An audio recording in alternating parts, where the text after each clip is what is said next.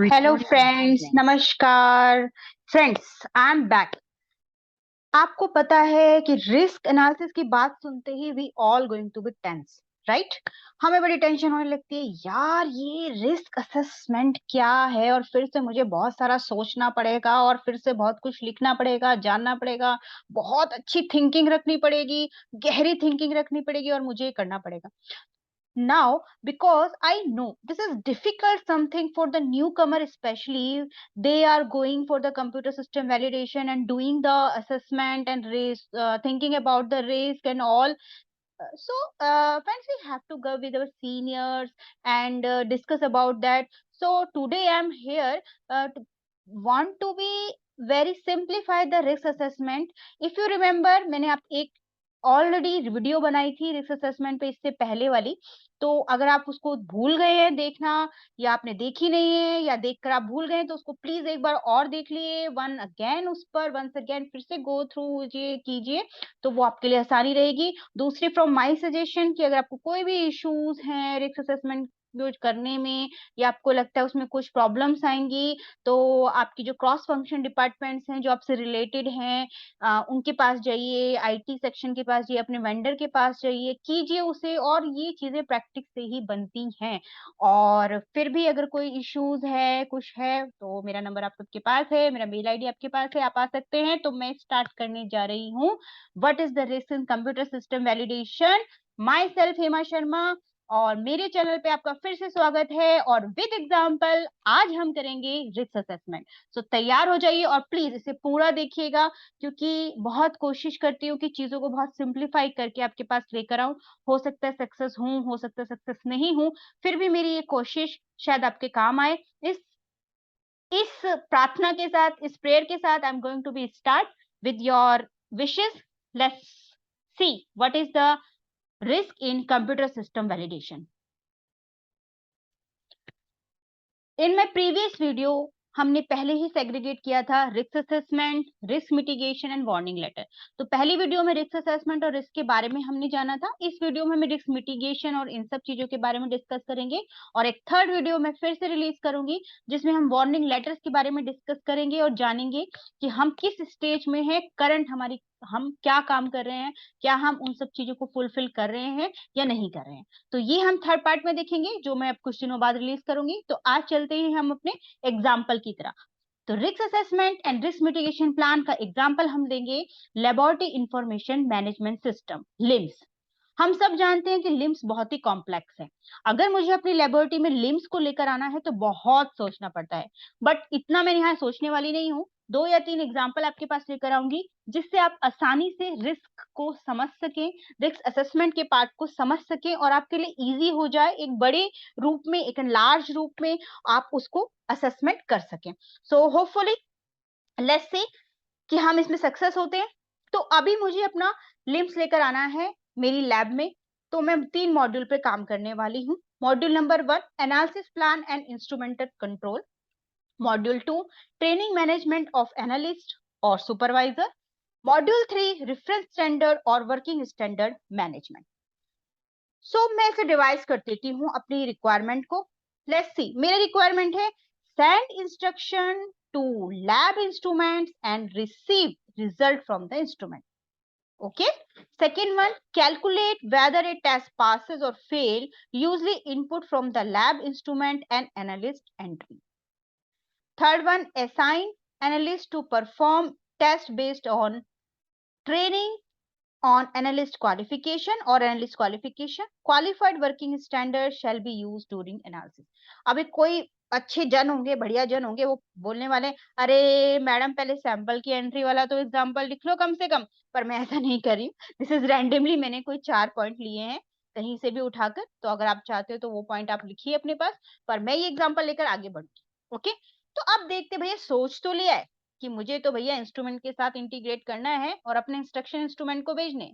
सोच तो लिया है, कैलकुलेट करेंगे टेस्ट पास है कि फेल है। कहाँ से टेस्ट करेंगे? जो इनपुट आएगा मेरी लैब के इंस्ट्रूमेंट से, और जो मेरा एनालिस्ट एंट्री करेगा उससे। और थर्ड वन, मैं भैया अपना वर्क अलॉटमेंट उसे ही करने वाली हूँ जो क्वालिफाइड हो, ट्रेंड हो, ऐसे एनालिस्ट को करने वाली हूँ। और थर्ड वन कि मेरा वर्किंग स्टैंडर्ड या रेफरेंस स्टैंडर्ड में जो भी यूज कर रही हूँ that should be in qualified stage. तो ये कुछ एग्जाम्पल रैंडमली उठाए हैं। अब देखते हैं भैया रिस्क क्या है इसमें, नुकसान क्या है, प्रॉब्लम क्या है, मुसीबत क्या आने वाली है सर पे। तो ये देखते हैं अभी। सबसे पहले send instruction to the lab instrument and receive result from the instrument. तो क्या है, risk identification and instrument interface problem could result in an incorrect reading from the equipment। Means कुछ इनकरेक्ट रीडिंग आ सकती है भैया, कुछ तो भी प्रॉब्लम आ सकती है। मतलब ये वो पार्ट है जहां से सिर्फ हमें नेगेटिव सोचना है, भैया ये करेंगे तो कुछ तो भी गड़बड़ होने वाली है। वो गड़बड़ को हम यहाँ लिस्ट आउट करने वाले हैं। तो रिस्क आइडेंटिफाई हो जाएगा, रिस्क को हम पहचान लेंगे भैया प्रॉब्लम कहाँ आने वाली है। Calculate whether a test passes or fail using input from the lab instrument and analyst entry. An incorrect laboratory calculation could provide a passing test result when it should have failed। Means if calculation हो गई गलत तो पता नहीं, जो fail होने वाला था वो पास हो गया, जो पास होने वाला था वो फेल हो गया। तो भैया तकलीफ तो है। Third one, SR analyst to perform the test based upon training on analyst qualification। Means a data integrity error in the training module could show that a lab analyst was trained। May be वो trend है, वो नहीं trend है, तो उसकी integrity, उसके काम की इंटीग्रिटी की कौन जिम्मेदारी लेने वाला है, ये भी एक इशू है। क्वालिफाइड वर्किंग स्टैंडर्ड की बात करें भैया, अगर एक्सपायर वाला यूज कर लिया, बिना क्वालिफाइड हुआ यूज कर लिया, पता नहीं क्या पोटेंसी होगी, पता नहीं कैसा होगा, और हम अपना रिजल्ट आइडेंटिफाई करने चल दिए, तो देर इज प्रॉब्लम। तो हमने कुछ प्रॉब्लम, कुछ तकलीफें, कुछ उलझन कलेक्ट कर ली और आइडेंटिफाई कर लिया अपना रिस्क। तो चलिए आगे चलते हैं। अब हैजार्ड इवेल्युएशन, अब इसको इवेल्युएट करना है। This is the risk, this is the problem, let's see कैसे करें, कैसे करें, कहाँ वो आरपीएम नंबर, कहाँ वो नंबर, कैसे करने वाले हैं। तो चलिए देखते हैं। As per Rick's definition, the combination for probability of occurrence and hazard and the severity of hazard। Now we can see what is the probability of occurrence and what is the probability of severity। Means combination किसका था, probability of occurrence and hazard and severity of hazard। Means probability of occurrence मतलब होने की संभावनाएं, ये problem, ये उलझन कितनी बार हो सकती हैं, कितनी प्रोबेबिलिटी है भैया, कब कब होगी, होने की संभावनाएं, and hazard and severity of hazard. और हो गई तो नुकसान क्या है, अगर हो गई तो नुकसान क्या है, मीन्स अगर कितनी बार हो जाए और हो गई तो नुकसान क्या है। बस ये दोनों चीजें अगर हमने सोच ली तो हम इवेलुएट कर लेंगे अपना हैजार्ड, अपना रिस्क। तो भैया नुकसान कहाँ है, नुकसान हो सकता है तीन तरीके से। नंबर एक, impact on patient health, product failure और quality issue, compromise integrity of associated data. Means मेरी पेशेंट की हेल्थ पर तो नहीं इम्पैक्ट है, मेरा प्रोडक्ट कहीं फेल, क्वालिटी इश्यूज तो लेकर नहीं चल रहा। नंबर थ्री, कहीं मैं जो डाटा जनरेट कर रही हूँ, कोई डाटा जनरेट हो रहा है, इट इज ओके और नॉट ओके, इट इंटीग्रेटेड और not integrated. So this is the thinking जहां पर हमें जाकर इसको चेक करना है। तो चलिए सबसे पहले चलते हैं, we are going for the severity. In the case of severity, the first problem in which send the instrument to the lab instrument, send the instruction to the lab instrument and receive result from the instrument, means could result in an impure batch of the product, right? This is the severity. Second one, calculate whether a test passes or the fail using input from the lab instrument and the analyst entry. Means the wrong result can be causes impact on patient. It may direct impact on the life of the patient and could be failure to cure a patient। Means direct impact on the health of the patient। Maybe जिस चीज के लिए वो दवाई ले रहा है, this is not for that, and may be जो जिस क्योर करने के लिए, जिस बीमारी को क्योर करने के लिए वो दवाई ले रहा है, मेडिसिन ले रहा है, वो दवाई ही फेल हो जाए।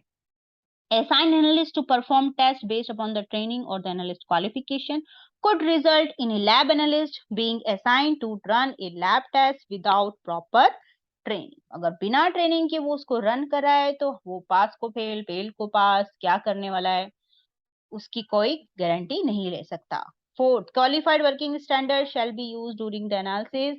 एक डिफाइंड पोटेंसी का अगर आप WRS यूज नहीं करेंगे, रेफरेंस स्टैंडर्ड यूज नहीं करेंगे, तो क्वालिटी कैसे डिटरमाइन करेंगे? चलिए, अब सीवीआरटी तो देख ली भैया, कैसे कैसे सीवीआरटी होने वाली है, क्या क्या एग्जांपल होने वाले। अब सीवीआरटी को भी डिवाइड करना है। सीवीआरटी को भी देखना है कि हाई हो सकती है, मीडियम हो सकती है कि लो हो सकती है। हाई कब होगी? Direct impact on the patient safety, product quality and integrity of associated data. Medium criticality means indirect impact on the patient safety, product quality, and integrity of associated data. Low criticality, no impact upon patient safety, product quality, study outcome, or integrated of associated data. Means कितना कैसा impact पड़ रहा है हमारी इन तीन चीजों पे, जो हमने पहले डिस्कस कर ली। पेशेंट की सेफ्टी, आपके प्रोडक्ट की क्वालिटी और आपके डाटा की इंटीग्रिटी। चलिए, अब क्लासिफाई कर दीजिए फटाफट। नंबर 1, जब आपने इंस्ट्रक्शन दिया अपने इंस्ट्रूमेंट को, रिजल्ट इम्प्योर बैच आया, प्रोडक्ट इम्प्योर प्रोडक्ट का आया, तो क्रिटिकलिटी हाई है। Second one, the wrong result can be cause impact upon patient. It may direct impact on the life of the patient and could be failure to cure a patient. Criticality is high. Could result in a lab analyst being assigned to run a lab test without proper training. Criticality is medium. Okay, means why medium? Indirect impact. Okay, indirect impact upon the quality of product. Not a defined potency can cause a wrong result is high direct impact. Okay, so you can classify high, medium and low according to your thinking process, your team thinking process. Always remember, आपकी risk assessment के process में एक team management होती है, team होती है, जो SMEs होते हैं उनको collect कीजिए, जिनको experience हो, जो use करें, जो जानते हो कि भैया सीवियरिटी कहाँ कहाँ हो सकती है, प्रॉब्लम्स कहाँ कहाँ हो सकती है, तो उनको रिस्क असेसमेंट में इन्वॉल्व कीजिए, तो हम अच्छे से डिफाइन कर सकते हैं कि सीवियरिटी को हाई, मीडियम और लो कैसे करना है। Okay, now probability evaluation. Probability evaluation या probability is directly as a complexity. अब प्रोबेबिलिटी आपको पता ही है, प्रोबेबिलिटी मीन्स होने की संभावनाएं, कितनी बार वो चीजें हो सकती हैं, गलत हो सकती हैं। तो जैसे मैंने लिया 211 पार्ट से, FDA के the degree and frequency of input and output verification shall be based upon the complexity and reliability of the computer and related system. जितना आपका कॉम्प्लेक्स सिस्टम होगा, जितना आप चीजों को इंटीग्रेट कर कर चलेंगे, उतना ज्यादा आपके रिस्क में आओगे, उतना ज्यादा हार्म होने की संभावनाएं बढ़ती चली जाएगी। तो प्रोबेबिलिटी उस केस में आपकी बढ़ती चली जाएगी। जैसे आपका एग्जांपल है लिम्स, तो लिम्स में आप इंस्ट्रूमेंट को भी कंट्रोल कर रहे हो, समहाउ और LIMS is integrated with the SAP also. So इस चीजों में जहां कॉम्प्लेक्सिटी बढ़ रही है, you involve the analyst and human intervention also, so ये चीजों में कॉम्प्लेक्सिटी बढ़ रही है, तो प्रोबेबिलिटी भी रिस्क की बढ़ रही है। One other example, the validation document should cover all the step of the life cycle with the appropriate method for the measurement and reporting. Example, assessment report and detail of quality and test measure as required. Regulated users should be able to justify and define their standard protocol acceptance criteria, procedure and record in the light of their own documented risk and complexity assessment. Aim at ensure fitness for purpose and regulatory compliance. Okay, so आपका risk assessment depend करता है during the validation आप कितनी complex लेकर जा रहे हैं, कितनी कॉम्प्लेक्सिटी आ रही है, किन किन चीजों को जोड़ रहे हैं और क्या क्या आपका क्राइटेरिया है। सो हाई की डेफिनेशन क्या होगी कॉम्प्लेक्सिटी लेवल पे? Custom develop function with in either purchase और कस्टम सिस्टम। मीन्स वो कस्टम सिस्टम आपने डेवलप किए हैं कि भाई मेरा इंटीग्रेशन इंस्ट्रूमेंट का मेरी लिम्स के साथ रहे, मेरे सॉफ्टवेयर के साथ रहे, या मेरे किसी और सॉफ्टवेयर का इसके साथ रहे, या मेरे किसी और सॉफ्टवेयर का लिम्स के साथ रहे, या फिर मेल वाला सिचुएशन आपने डाला है कि जब भी पैच फेल हो या कोई भी ओटी हो रहा है या ओई हो रहा है, तो उस केस में भी आप क्या कर रहे हो, कॉम्प्लेक्सिटी क्रिएट कर रहे हो, तो आपका हाई रहेगा। मीडियम कब रहेगा? Configured function within of the shelf purchase system, आप कुछ कॉन्फ़िगरेशन कर रहे हो विद इन द सॉफ्टवेयर, या आप कुछ ऐड कर रहे हो कि मेरे एनालिस्ट की क्या राइट्स रहने वाले हैं, सुपरवाइजर की क्या लेने हैं, manager will be do like this, so this is the medium. Okay, तो संभावनाएं थोड़ी सी उस लेवल से थोड़ी सी कम हो जाती है, कहीं ना कहीं है, उसके लिए आप वैलिडेशन भी करते हो, बट उस लेवल से, उस कस्टम सॉफ्टवेयर से कहीं ना कहीं थोड़ी सी कम हो जाती है। Low means standard non configure function within of the shelf purchase system, जहाँ पे आपको कोई कॉम्प्लेक्सिटी क्रिएट नहीं करनी है, कोई कॉन्फ़िगरेशन नहीं करना है, जैसा मार्केट में सॉफ्टवेयर है you are using like this. Okay, so उस केस में लो हो जाती है। तो ये सिचुएशन आती है। तो अभी इसको हम एग्जाम्पल, यहाँ कुछ डेफिनेशंस भी हैं, तो उसको एग्जाम्पल के साथ समझते हैं। जब हमने हाई की बात करी थी, कस्टम सॉफ्टवेयर की बात की थी, तब क्या था, custom code develop to send the email notification from an of the self training management system. This is an example कि आपका मेल सिस्टम कॉन्फ़िगर्ड है आपके टीएमएस से, ट्रेनिंग मैनेजमेंट सिस्टम से। मीडियम का report configured with an off the self query tool calculation configured in a laboratory system, product release algorithm configured in an off the self inventory control system. Low standard test result report within an off the self laboratory system, standard data entry screen in a medical record system. So these are some examples. तो probability हमने समझ ली। चलिए अपने example की तरफ फिर से वापस चलते हैं। हमारे एग्जाम्पल में सबसे पहले था send test instruction to the lab instrument and receive test result data from the instrument। तो क्या रहेगा वहां पे, ये कैटेगरी को हमने एक तरफ रख दिया लगा के अपने टेबल में। configured using the out of the box instrument interface tool, मतलब ऑलवेज हाई रहेगा, आपको भी पता है कि आपने दूसरे के साथ लगाया तो हाई रहने वाला है। कैलकुलेट वेदर ए टेस्ट पासेस और fail using input from the lab instrument and analyst entry, custom code is required here, so complexity will be high। assign analyst to perform the test based upon the training of the box functionality, क्योंकि थोड़ा सा function अलग है, मुझे वही control लगाना पड़ेगा with in the software ही कि क्वालिफाइड नहीं है या है, तो उसका कोई डॉक्यूमेंट लगा के चेक करूं या कैसे भी कंट्रोल करूं, तो उस केस में कॉम्प्लेक्सिटी मीडियम रहेगी, क्योंकि मुझे ऑप्शन ही नहीं आए एनालिस्ट को वर्क अलोकेट करने का। Qualified working standard shall be used during the analysis. Not a defined potency can cause the wrong result determination. तो आपका कॉम्प्लेक्सिटी यहाँ पर भी हाई रहने वाली है। तो हमने सीवियरिटी को भी क्लासीफाई कर लिया, हमने क्रिटिकलिटी को भी क्लासीफाई कर लिया, और प्रोबेबिलिटी को भी क्लासीफाई कर लिया। I think it should be the severity and probability. तो मैं आपके सामने अभी कर देती हूँ सीवियरिटी।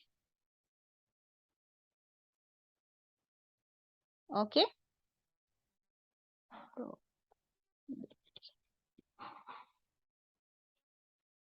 ओके, सो दिस हमने क्लासीफाई कर लिया। नेक्स्ट, अब आ गए भैया हम अपने डिटेक्शन पे।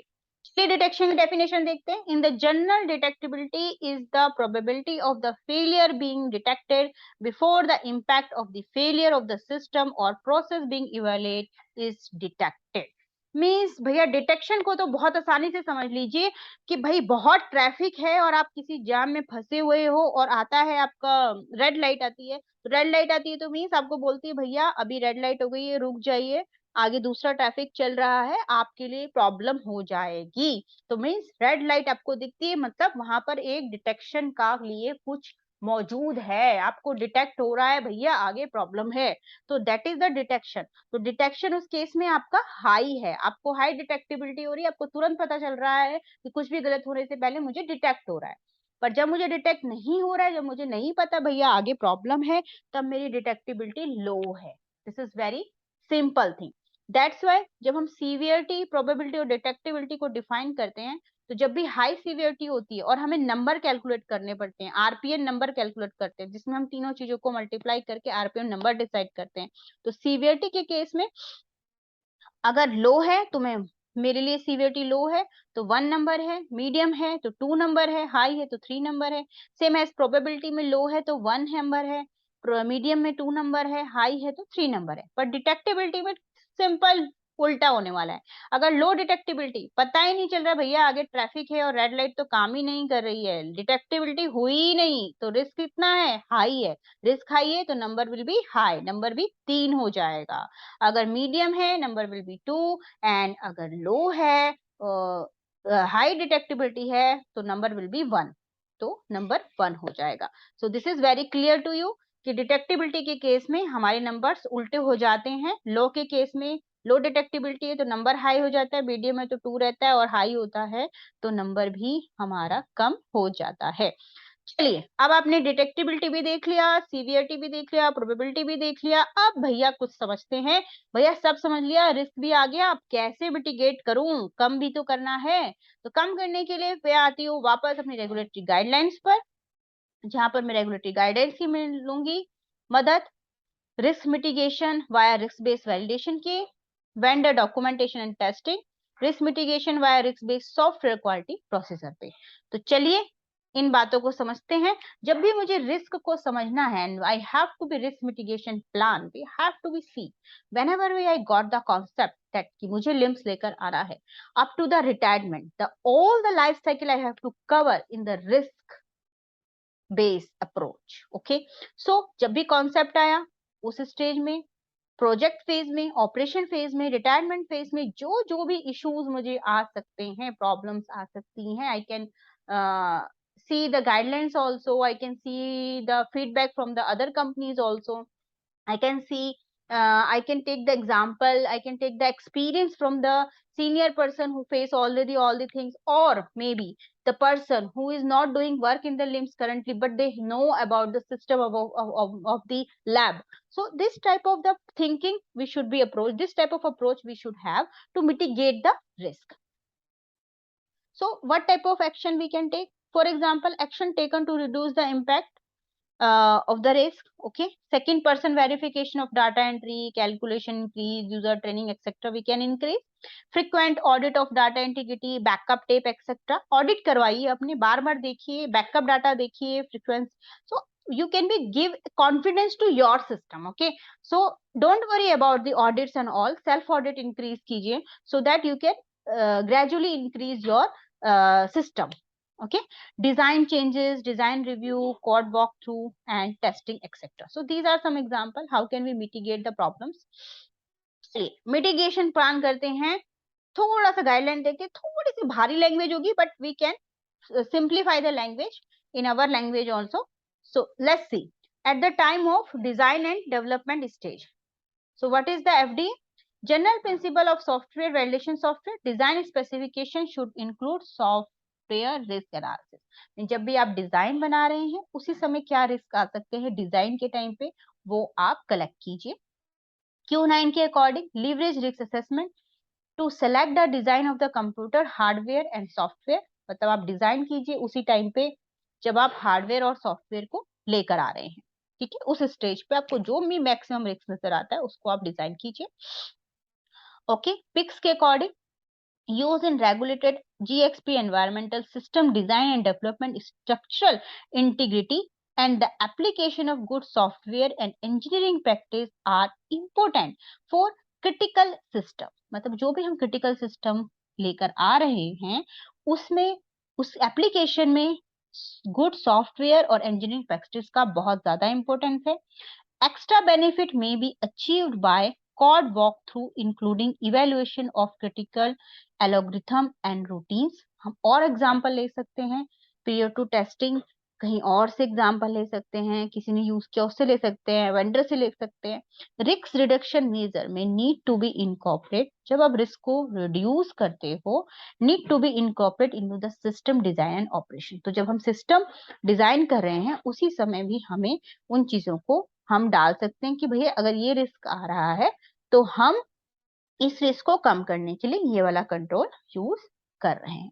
सो these are the some example कि आप कैसे डिजाइन और डेवलपमेंट स्टेज में आपको करना है, ये लिखा है. ओके, ये करना है आपको, गाइडलाइन भी बोलती है ऐसा. ओके, नेक्स्ट पार्ट 11 की अगर बात करें तो electronic record, electronic signature, scope and application, part 11 approach. FD recommend that you base your approach on a justified and documented risk assessment and a determination of the potential of the system to impact product quality and safety and record integrity. Means documented risk assessment आपको करना है and a determination of potential और determine करना है potential, उसकी potency, उसकी impact of the system पर, impact on product quality पर और सेफ्टी पर और आपकी रिकॉर्ड के इंटीग्रिटी पर, मतलब आपके डॉक्यूमेंट की इंटीग्रिटी पर. FDA guideline computerized system in a clinical investigation audit trail. The need for the audit trail should be determined based upon the justified and documented risk assessment. आपको audit trail की जरूरत है, उसे आप अपने risk assessment में add कीजिए, justify कीजिए. That take into the consideration circumstances surrounding system use. किस सर्कमस्टांसेस में कैसे हम उस सिस्टम को यूज कर रहे हैं उसको कंसिडर करते हुए आप अपने रिस्क असेसमेंट में डॉक्यूमेंटेड कीजिए. The likelihood that information might be compromised and any system vulnerability, जिससे कि हम कोई भी अगर लेक है, कोई भी इश्यूज हैं, उसे हम तुरंत उसी समय आइडेंटिफाई कर सकें और उसका मिटिगेशन प्लान बना सकें. अब आते हैं, आपने डेवलपमेंट स्टेज पे सोच लिया रिस्क के बारे में और आपकी गाइडलाइन, सारी गाइडलाइंस आपको बोल रही हैं कि आपको करना है, ये भी आपने देख लिया. अब आते हैं वेंडर सिलेक्शन के टाइम पे आप कैसे करोगे. तो फिर से गाइडलाइन आपको सपोर्ट कर रही है इनके लिए कि validation vendor audit depending upon the device risk involve, कि आपका रिस्क कैसा है. The device manufacturer should consider auditing the vendor's design and development methodology used in the construction of the OTS software and should assess the development and validation document generated for the OTS software. Means आपका जो device है, जिस sometime आपके instruments की बात करें तो उन इंस्ट्रूमेंट्स का भी रोल है कि भैया वो लिम्स के साथ चलेंगे कि नहीं चलेंगे, तो वो वाली सब चीजें आपको देखनी पड़ेंगी. So the device manufacturer should consider auditing the vendor design and development methodology used to construct the OTS software. तो आप अगर सॉफ्टवेयर बना रहे हैं तो अगर डिवाइस यूज हो रही है तो वेंडर को ये भी ध्यान देना है कि उसको उसकी कंपैटिबिलिटी चेक करनी है अपने सॉफ्टवेयर के साथ.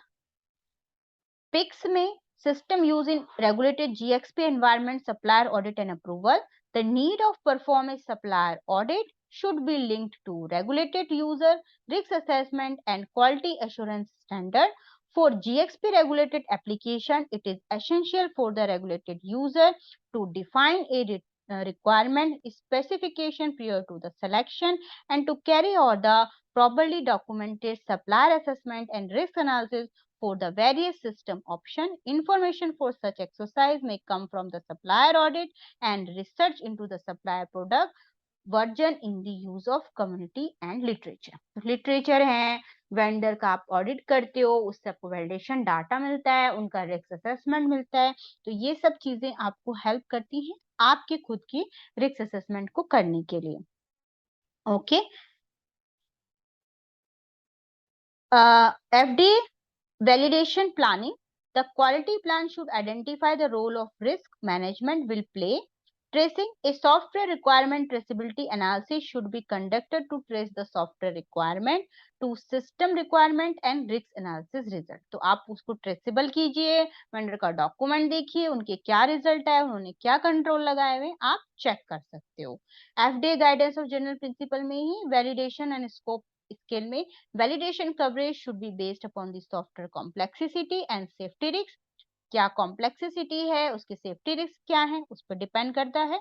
The selection of validation activity should B compensate with the complexity of the software design and risk associated with use of software for its specific intended use. Okay. तो software का design कैसे करने वाले हो, software को कैसे use करने वाले हो, उस पर आपका रिस्क एसोसिएट होता है.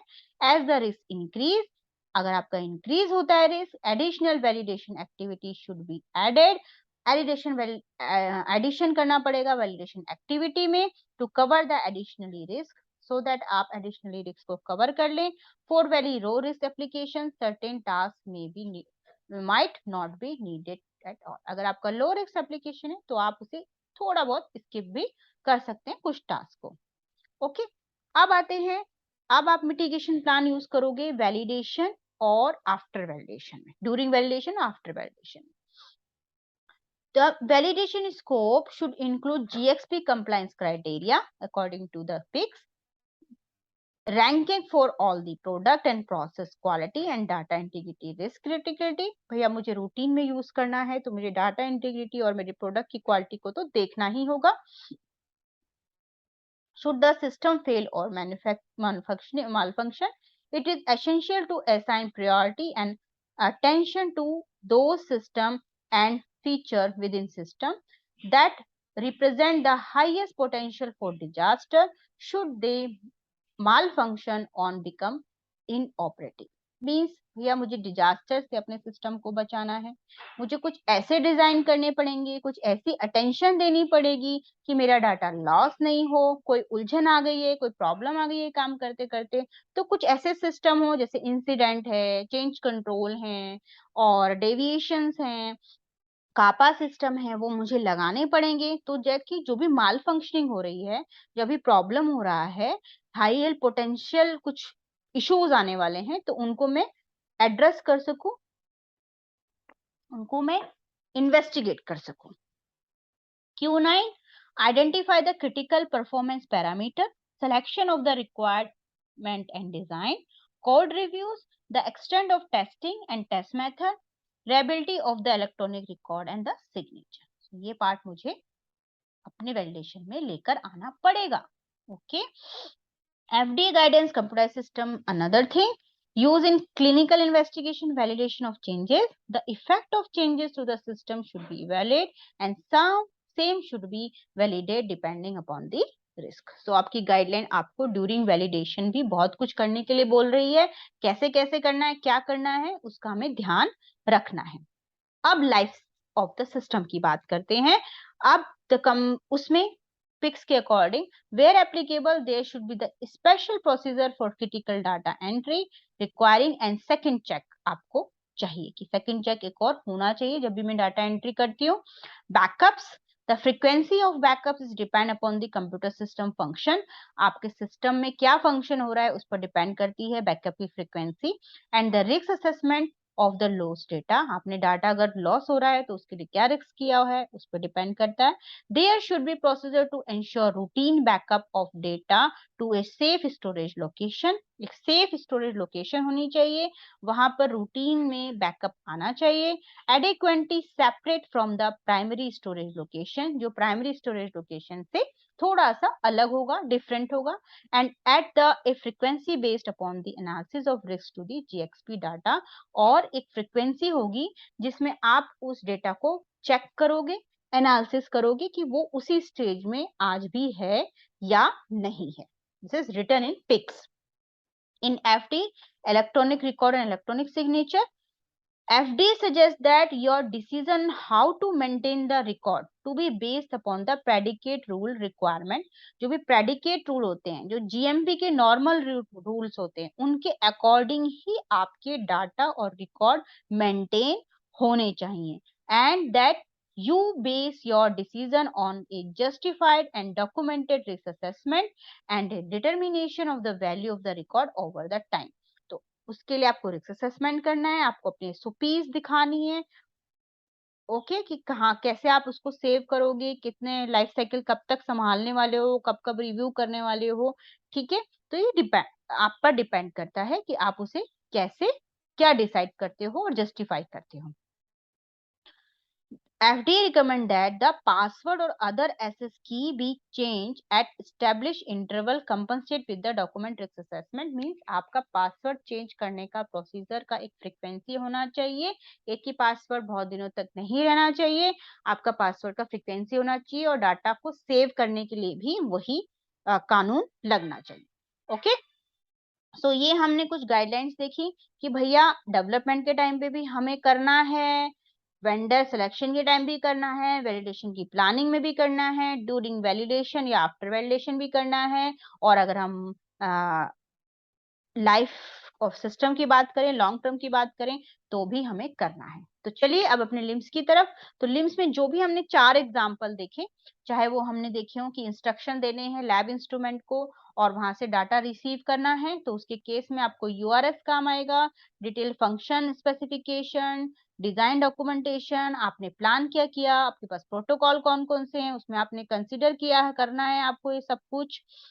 उसके लिए आपको टेस्ट प्लान लगाने हैं और ट्रेसेबिलिटी मैट्रिक्स, आपका यूआरएस आपके फंक्शनल स्पेसिफिकेशन से मैच करना है, आपका फंक्शनल स्पेसिफिकेशन आपके डिजाइन स्पेसिफिकेशन से मैच करना है, आपका यूआरएस पीक्यू से मैच करना है और फंक्शनल स्पेसिफिकेशन ओक्यू से भी मैच कर सकते हैं। तो जब आप टेस्टिंग लगाओगे तो जितनी भी रिक्वायरमेंट आपने ऊपर लिखी है उसके लिए ऑल रिक्वायरमेंट्स चाहिए आपको, मल्टीपल डाटा सेट बनाने पड़ेंगे, आपने बाउंड्रीज डिसाइड करी हैं, आपने रियलिस्टिक डाटा बनाना है, स्क्रीन प्रिंट्स लेने हैं इनपुट और आउटपुट के, यूजर एग्जीक्यूशन पीक्यू में उसको ऐड करना है, में डेलीगेट ओक्यू एग्जीक्यूशन और ओक्यू में भी उसको आप डाल सकते हो।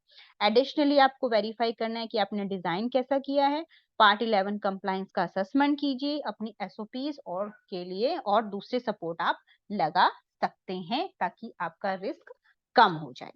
सेम आपको दूसरे वाले एग्जांपल में भी काम करना है और थर्ड में भी और फिर फोर्थ में भी। तो आपने ये सारे काम कर लिए।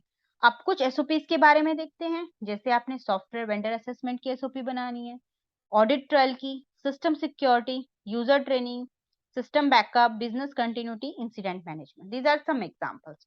Okay, so example आपने सॉफ्टवेयर वेंडर असेसमेंट की बात की, तो अगर आपकी कॉम्प्लेक्स हाई है, रिस्क हाई है, तो क्या करना है, on site audit is preferred method of highly critical software application. वहां जाइए, वहां ऑडिट कीजिए, अपनी एसओपीज में ऑन साइट ऑडिट के ऑप्शन डालिए। मीडियम क्वेश्चनरी और phone interview assessment are the preferred method for the medium critical software application. अगर कोई मीडियम सॉफ्टवेयर है तो उसके लिए आप क्वेश्चनरी या फोन इंटरव्यू कर सकते हैं। And assessment purchase for a third party software vendor assessment firm is also acceptable for this criticality level. ठीक है, आप असेसमेंट परचेज से करते हो from third party software vendor से तो भी चलेगा। लो में vendor of the low criticality software application do not require assessment, तो उसमें अगर आप नहीं भी करोगे तो आप जस्टिफाई कीजिए कि मेरा लो रिस्क है तो मैं नहीं करने वाला हूँ। ऑडिट ट्रायल्स वाली एसओपी है, तो हाई अगर आपकी रिस्क आ रहा है तो audit trial is required for record associate with the highly critical system. भैया चाहिए ही चाहिए ऑडिट ट्रायल का ऑप्शन। मीडियम में भी आपको चाहिए। अगर लो क्रिटिकल कोई सॉफ्टवेयर है, ऑडिट ट्रायल की रिक्वायरमेंट नहीं है, बट फिर भी आप कोशिश कीजिए अगर रहे तो चले। सिस्टम की सिक्योरिटी करनी है, अगर आपका हाई रिस्क वाला है तो फ्रीक्वेंसी एटलीस्ट 90 डेज डालिए पासवर्ड चेंज की। मीडियम है तो 120 डेज और लो है तो आप नहीं भी डालेंगे तो चलेगा, या फिर आप उसमें डाल देंगे तो अच्छा रहेगा। यूजर ट्रेनिंग, अगर आपका हाई रिस्क है, instructor led classes, hands on training exercise, competency exam आप उसमें डालिए। मीडियम है तो आपको हैंड्स ऑन एक्सरसाइज डालिए, लो है तो सेल्फ स्टडी डालिए, हैंड्स ऑन एक्सरसाइज भी आप डाल सकते हैं। सिस्टम बैकअप की एसओपी है, अगर हाई क्रिटिकल है, हाई रिस्क है तो ऑफ साइट डाटा सेंटर आपको चाहिए, मतलब आपको चाहिए ही चाहिए बैकअप के लिए एक अलग जगह। ठीक है, जिसको आप एनुअली फ्रिक्वेंटली चेक करोगे। मीडियम के केस में server room in the separate building आपको चाहिए, जिसको आप एटलीस्ट 18 मंथ में तो कीजिए। लो है तो सेपरेट सर्वर आप उसी रूम में लगा सकते हैं जिसके बैकअप को चेक करने की आपको शायद जरूरत ना पड़े, पर लो क्रिटिकलिटी वाले सॉफ्टवेयर बहुत कम होते हैं। एसओपी बिजनेस कंटिन्यूटी में आपके डिजास्टर रिकवरी वगैरह भी आता है, तो हाई जिसकी एक अलग भी टॉपिक है डिस्कस करने के लिए। तो अगर आपका हाई रिस्क है तो बिजनेस कंटिन्यूटी प्रोसीजर आपको चाहिए और सेकंड पर्सन वेरिफिकेशन भी आपको चाहिए। मीडियम है तो भी आपको दोनों चीजें चाहिए और लो है तो नहीं भी होगा तो चलेगा। इंसिडेंट मैनेजमेंट तो हर हाल में आपको चाहिए, तो अगर हाई है तो आपको user can not perform task high रहने वाला है। मेजर कोई चीज हो गई है तो भी आपका हाई रहने वाला है, माइनर है तो भी आपका हाई रहने वाला है। मीडियम है तो भी आपका हाई रहेगा, मेजर है तो मीडियम, माइनर है तो मीडियम। अगर आपका सॉफ्टवेयर लो रिस्क में जा रहा है तो भी अगर पर्सन काम ही नहीं कर पा रहा तो भी आपका हाई ही रहने वाला है मैनेजमेंट इंसिडेंट का। मेजर है तो मीडियम, मेजर कुछ प्रॉब्लम इनकन्वीनियंस आते हैं तो मीडियम रहेगा, माइनर है तो लो रहेगा। सो इंसिडेंट मैनेजमेंट आपको ऐसे डिजाइन करना है। तो this is all about the risk. एक छोटा सा वीडियो बनाया है आपके लिए, होप सो आपने इसे पूरा देखा होगा। स्टिल आपको कोई क्वेरी है या कोई डिस्कशन है तो ऑलवेज वेलकम, आप मुझे मेल कर सकते हैं, व्हाट्सएप नंबर है मेरा, आप मैसेज कर सकते हैं। और तो और अपने सीनियर्स के साथ बैठिए, प्रैक्टिस कीजिए। और मैं तो हुई, तो मैं आती हूँ। अब इसके बाद मुझे वार्निंग लेटर पर आपको एक वीडियो देनी है कि इतना सब कुछ रिस्क असेसमेंट कर लिया, सब कुछ कर लिया। अब रिस्क असेसमेंट होने के बाद भी या रिस्क असेसमेंट को अगर हम भूल गए हैं तो कौन-कौन से वार्निंग लेटर ऐसे हैं जो रिस्क असेसमेंट से रिलेटेड हैं, वो मैं आपको नेक्स्ट वीडियो में बताऊँगी, जो कि रिस्क असेसमेंट से ही रिलेटेड होंगे। तो उस तब तक के लिए आप इसको पढ़िए, समझिए, जानिए, प्रैक्टिस कीजिए अंटिल मुझे याद करते रहिएगा, उसे मत भूलिएगा, मुझे मत भूलना, याद करना। तो टिल देन मैं आपको फिर मिलती हूँ, तब तक के लिए bye bye. Stay in compliance और अपनी हेल्थ का ध्यान रखिएगा। मौसम चेंज हो रहा है, अभी बहुत कुछ करना है हमें। Okay, bye bye, take care guys.